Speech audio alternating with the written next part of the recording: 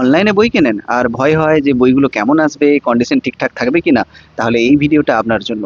আমি ইতিমধ্যে অনেকগুলো অনলাইন সাইট বা কন্ট্যাক্ট থেকে বই অর্ডার করছি এবং দেখছি যে কোন কন্ট্যাক্ট থেকে খুব ভালো বা সুন্দর প্যাকেজিং আসে বা ঠিকঠাক কন্ডিশনে বইগুলো পাওয়া যায়। তো তার মধ্যে অনেকগুলি প্যাকেজিংই আমার খুব সুন্দর লেগেছে, কিন্তু আমার দেখা সবথেকে সেরা প্যাকেজিং হলো এই প্যাকেটটি। কারণ আমি জাস্ট প্যাকেজিংটা দেখুন কতটা মজবুত এবং কতটা যত্ন নিয়ে তৈরি। তার কারণও একটা আলাদা, কারণ যে বইগুলো এসেছে সেগুলোও খুব লোভনীয় এবং খুবই ভারী। যদি যা তা করে প্যাকেটিং করে দেওয়া হতো তাহলে বইগুলো নষ্ট হয়ে যেত।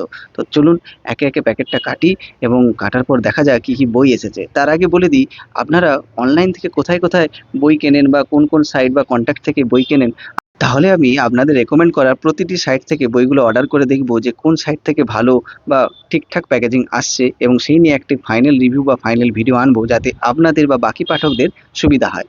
তো এই প্যাকেটের মধ্যে কি বই আছে? এই প্যাকেটের মধ্যে সেলে পাওয়া, মানে চৈত্র সেল এবং বৈশাখে যে সেলটা এসেছিল সেই সেলে কেনা দুটি বই।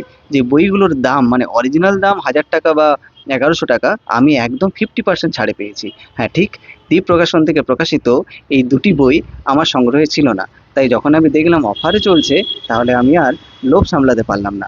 হেমেন্দ্র কুমার রায়ের লেখা জয়ন্ত মানিক সমগ্র, এবং সেটা অখণ্ড। এটা যদি আমি 50% বা হাফ দামে পাই তাহলে না কিনে থাকা যায় কি? একদমই থাকা যায় না।